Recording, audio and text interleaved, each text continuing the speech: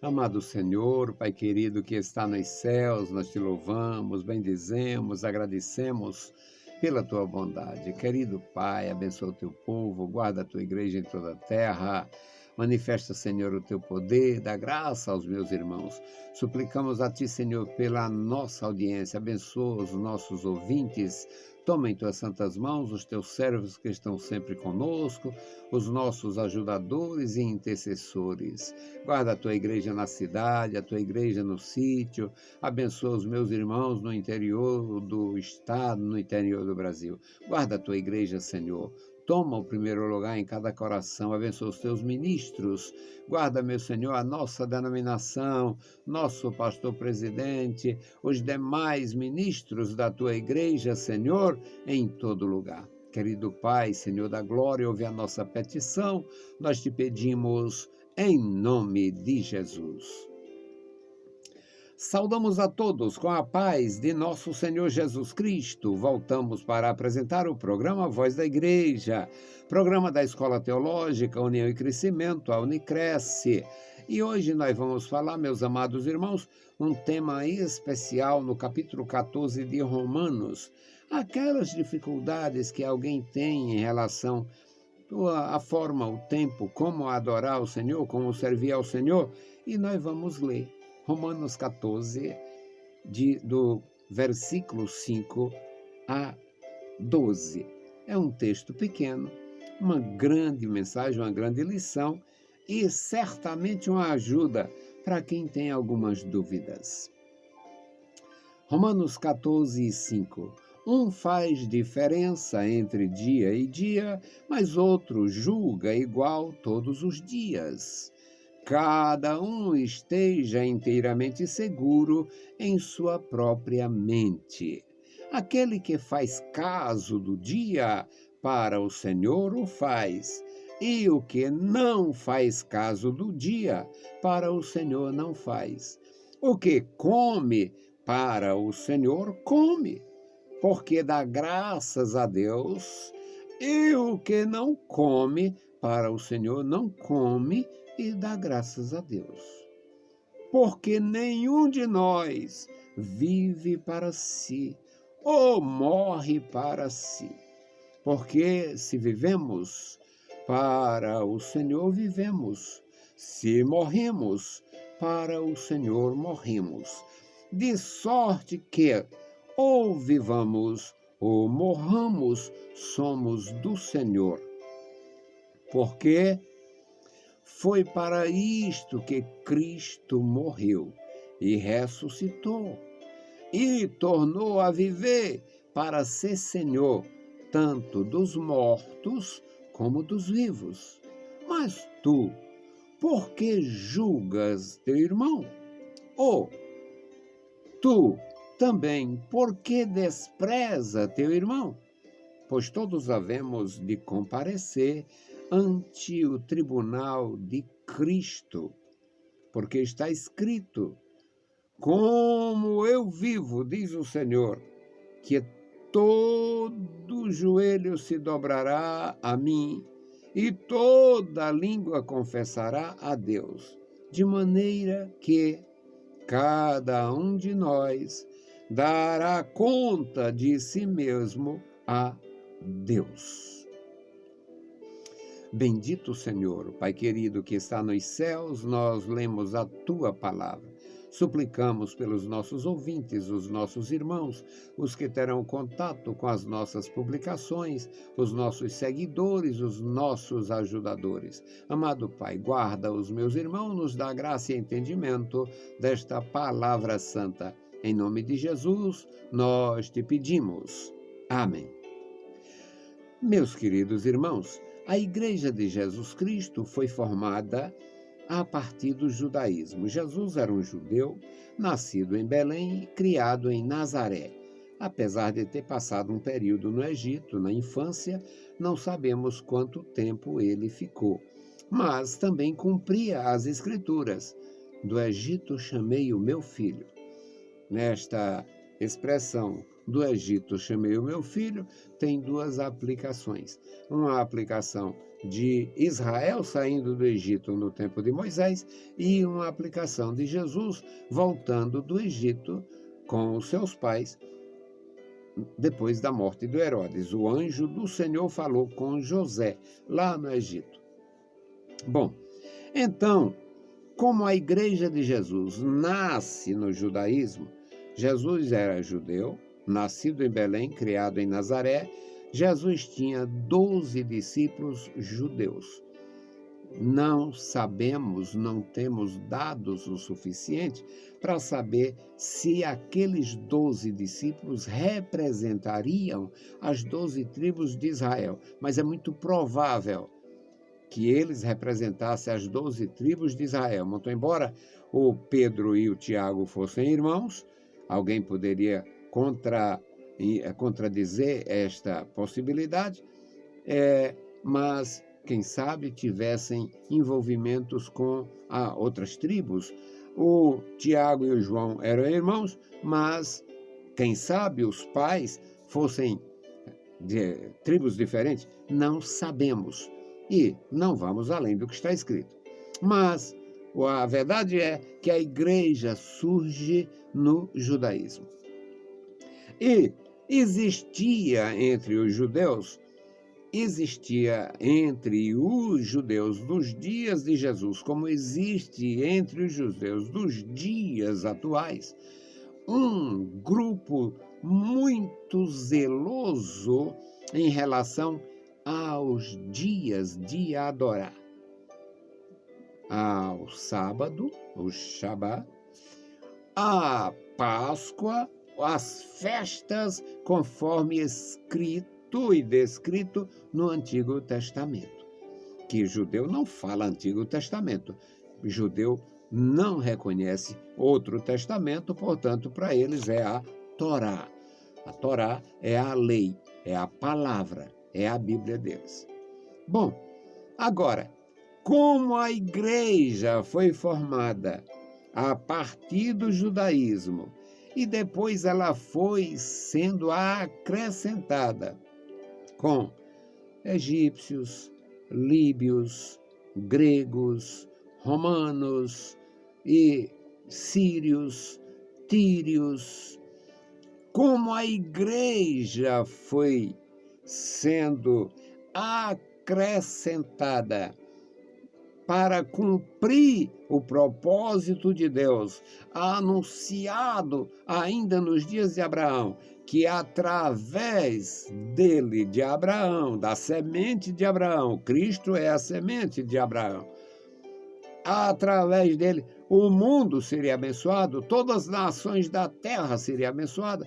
Então, existiu desde o primeiro momento uma dificuldade em relação ao dia da adoração.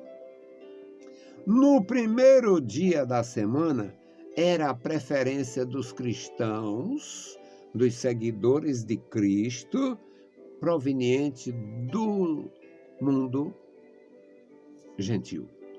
Por quê? A alegação foi o dia da ressurreição. O dia que Jesus ressuscitou dentre os mortos, o dia que Jesus se manifestou à igreja, e foi um dia memorável para a igreja, um dia absolutamente importante para a igreja. Mas isso não mudou a mentalidade dos judeus, mesmo convertidos, como os próprios discípulos do Senhor Jesus, entre eles o Tiago, irmão do Senhor, que era muito zeloso da lei. Então, o apóstolo Paulo, que era um fariseu que se converteu, está aqui orientando pelo Espírito para que não haja dissensão na igreja por causa da adoração. Faz diferença entre dia e dia. Não tem o menor interesse, a menor simpatia em adorar no primeiro dia da semana, porque os seus ancestrais desde tempos remotos, adoravam no sábado. Não tem nenhum problema para o judeu adorar no sábado. Aqui, nada, zero problema.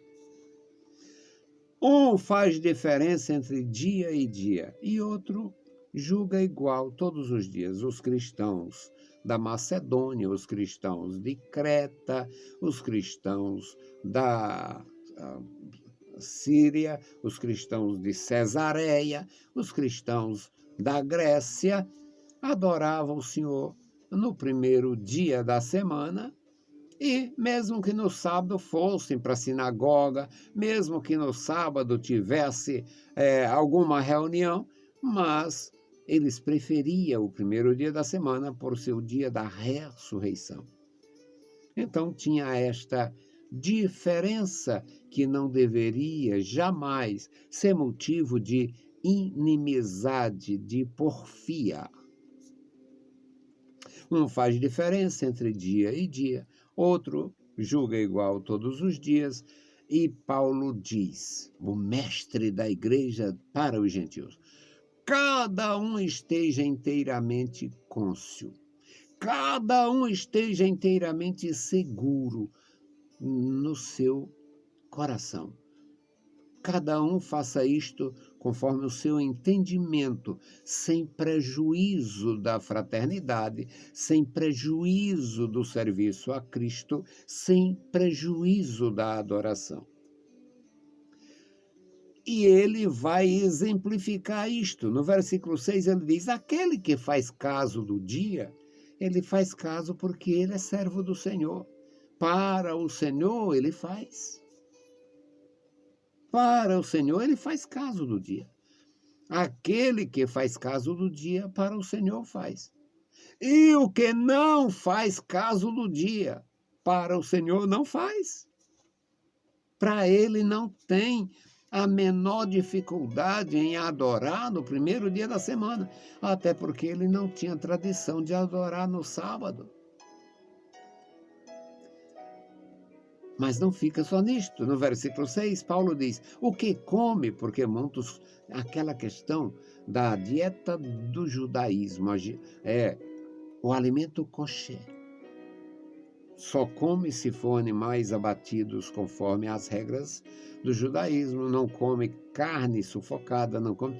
E ele diz, o que come, para o Senhor come. E dá graças a Deus. Não tem nenhum problema. Numa outra epístola, ele diz, aquele compre no açougue o que tiver à disposição, sem perguntar nada por causa da consciência.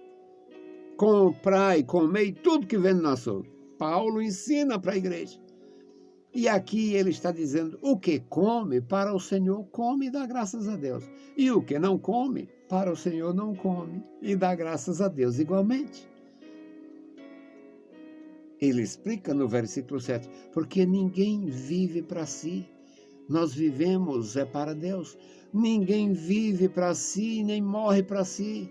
Nós vivemos para Deus, nós invocamos a Deus. Mas se a gente morrer, também é para Deus.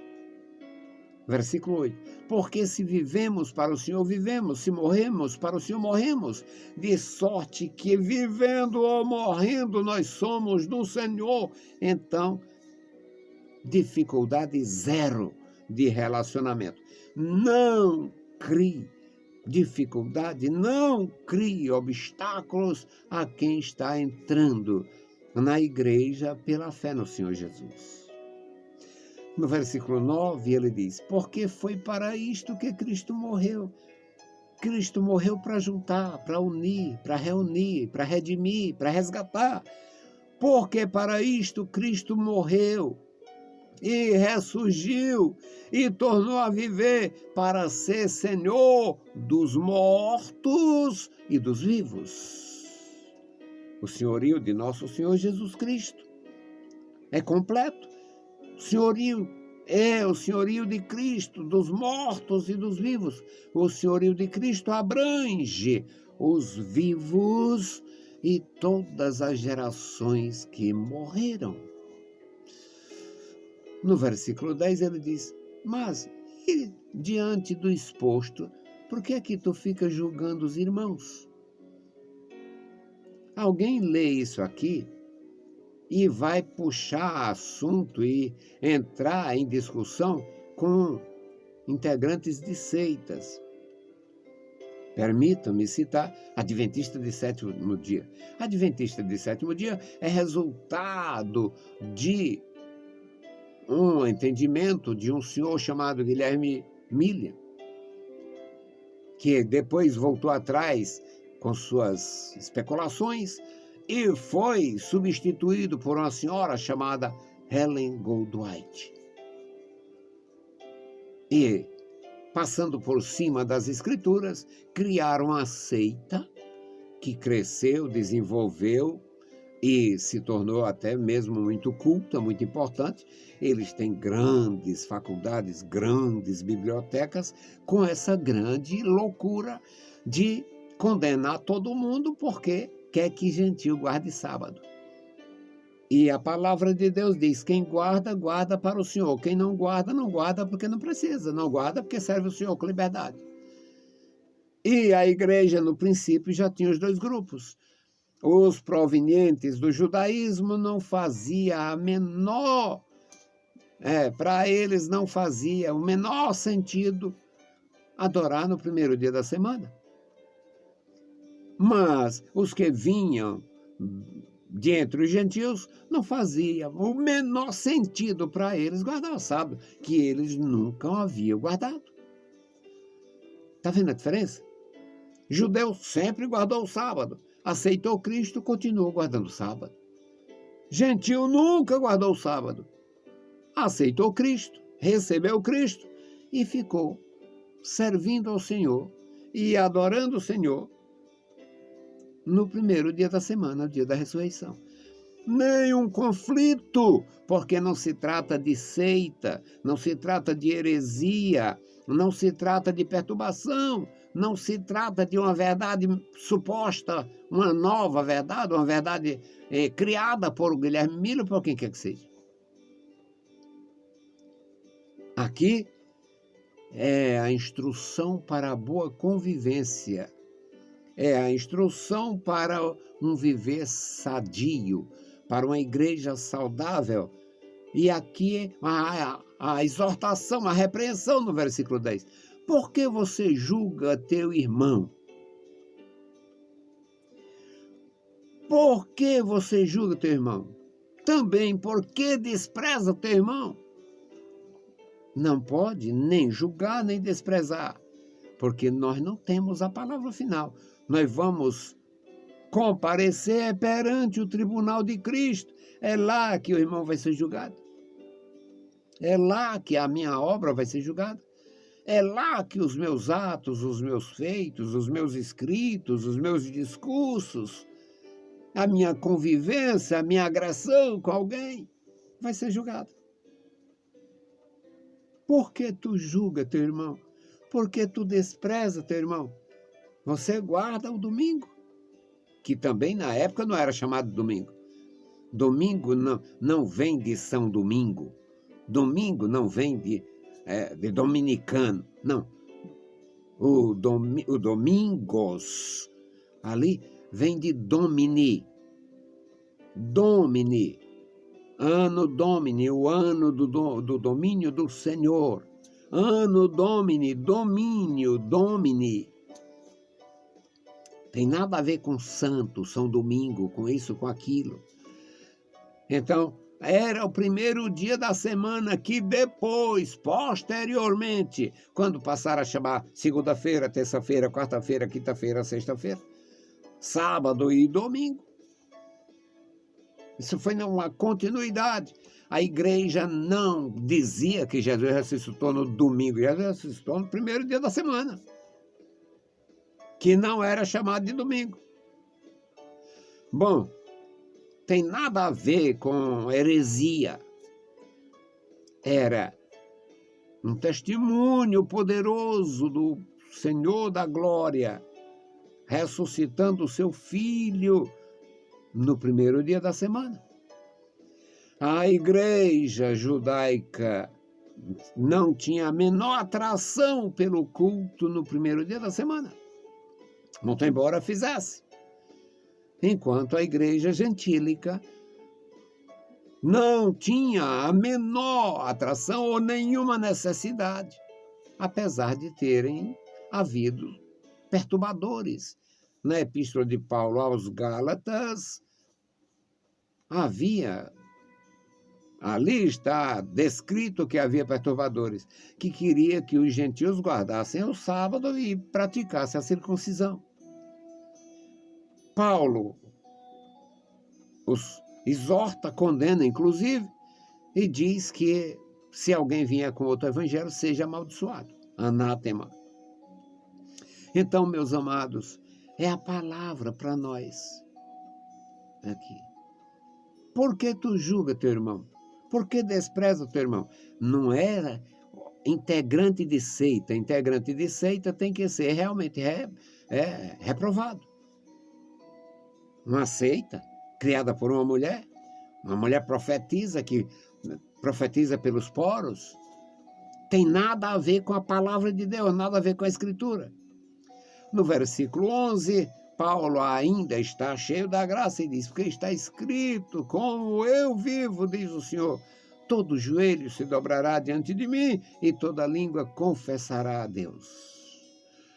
De maneira, eu concluo aqui no versículo 12, de maneira que cada um de nós dará conta de si mesmo a Deus, comendo carne sufocada, adorando no primeiro dia da semana, adorando no Shabá, fazendo qualquer forma de gesto digno e honroso para servir a Deus e o seu povo.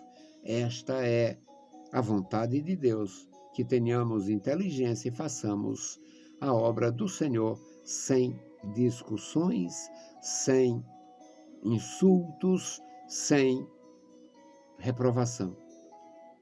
Mas aqui trata-se da igreja e não de seitas inventadas, criadas por hereges. Aqui é a igreja de Jesus, que estava em Jerusalém, em Cesareia, em Samaria, na Judéia, e foi se espalhando e está no mundo inteiro.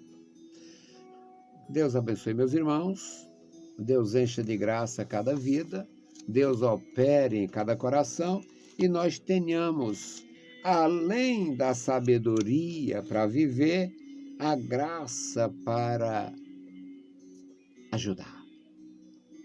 Vamos fazer a nossa oração e hoje nós vamos orar pela família do meu querido irmão de saudosa memória, irmão Ribeiro. Vamos orar pela irmã Fátima, a viúva do Ribeiro. A Fátima, o Tiago, o Felipe, o Samuel, o Ronildo, o Ricardo. É uma família numerosa, tem muitos outros. E esses são os que eu tive mais contato. E vamos orar pelos nossos amados irmãos, pela irmã Elvira, a mãe da irmã Fátima, que está com quase 100 anos, lúcida e tem muito respeito, tinha muito carinho pelo Ribeiro e muito respeito pela memória dele e é serva do Senhor também há muitos anos. Vamos orar pelos nossos amados irmãos. Bendito Senhor, Pai querido que está nos céus, nós te louvamos, bendizemos, agradecemos pela tua bondade, pela tua graça, pela tua compaixão. Suplicamos a ti pela igreja, Senhor, este memorial da oração, toma em tuas santas mãos cada vida, dá graça aos meus irmãos, manifesta o teu poder, opera, Senhor, em cada vida, em cada coração. E agora, Senhor, especialmente te apresentamos a família do Ribeiro. Abençoa a irmã Fátima, abençoa os seus filhos, guarda, meu Senhor, noras, netos, toma em tuas santas mãos, meu Senhor, toda a família do teu servo, toda a família do nosso amado irmão, de saudosa memória. Abençoa e guarda a irmã Elvira, guarda, meu Senhor, a sua família, os seus filhos e filhas, manifesta o teu poder, operando, Senhor, através da tua graça nesta família numerosa da irmã Elvira e da irmã Fátima. Guarda os meus irmãos, guarda a tua igreja. Em nome de Jesus Cristo, nós te pedimos. Amém. Saudamos a todos com a paz de nosso Senhor Jesus Cristo. Se o Senhor permitir, a gente volta. Deus os abençoe. Leiam a Bíblia Sagrada e a graça de nosso Salvador repouse sobre vós. Amém.